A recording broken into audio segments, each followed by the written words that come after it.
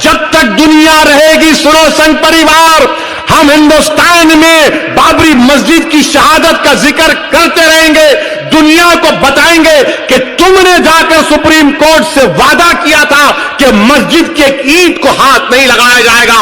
तुम्हारे लोगों ने मस्जिद को शहीद किया और हमारी मस्जिद जो 550 साल से वहां पर थी, जहां पर हमने हय्या अलल सलाह और हय्या अलल फलाह की सदाएं दी, तुमने मस्जिद को शहीद किया और मोमेंटो के तौर पर तुमने ईंट को उठाकर लेकर गए।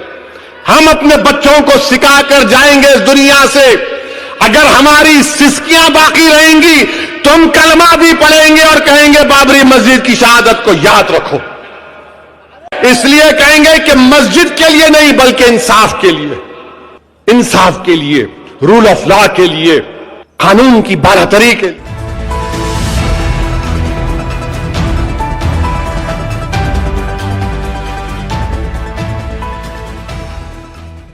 19 जब जीबी पंत चीफ मिनिस्टर थे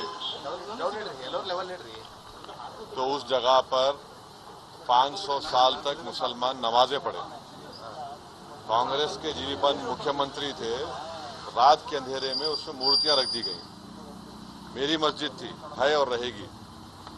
उन्होंने मूर्तियां नहीं निकाले और फिर वहां पे कलेक्टर थे जिनका नाम था नायर साहब मस्जिद बंद करा के वहां पर पूजा शुरू कर दिए और 1950s में नायर साहब जनसंघ के पहले मेंबर ऑफ पार्लियामेंट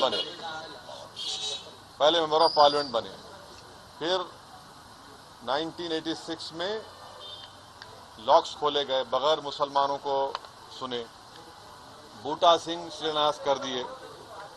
6 दिसंबर 1992 को सुप्रीम कोर्ट को ये वादा करके बीजेपी संघ परिवार बाबरी मस्जिद को डिमोलिश कर दिए, शहीद कर दिए। और बीजेपी के पास ये मुद्दा कब आया?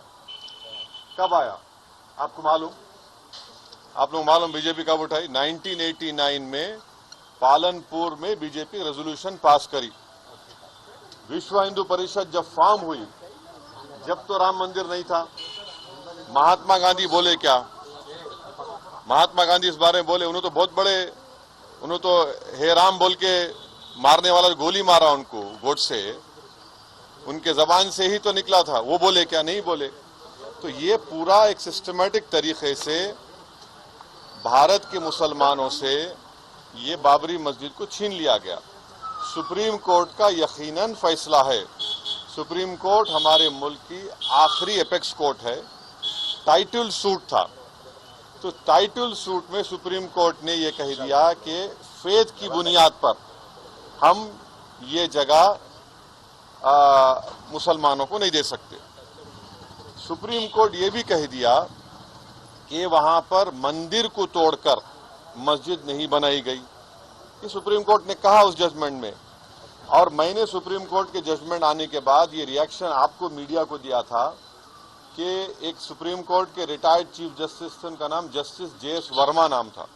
उन्होंने सुप्रीम कोर्ट के बारे में कहा था कि supreme court is supreme but not infallible. ये उन्होंने कहा था, मैं फिर से कह रहा हूं। और मैंने उस वक्त ये कहा था कि ये जजमेंट आने के बाद ऐसे कई मुद्दे खुल जाएंगे, जिसको अंग्रेजी में बोलते हैं Pandora box will be open. और आज आप देख रहे हैं कि हर जगह पर संघ परिवार जाकर ये बोलता है कि नहीं, यहां पर मस्जिद नहीं थी। ये मेरा मानना है, ये मेरा बोलना है, हम ये बोल रहे हैं।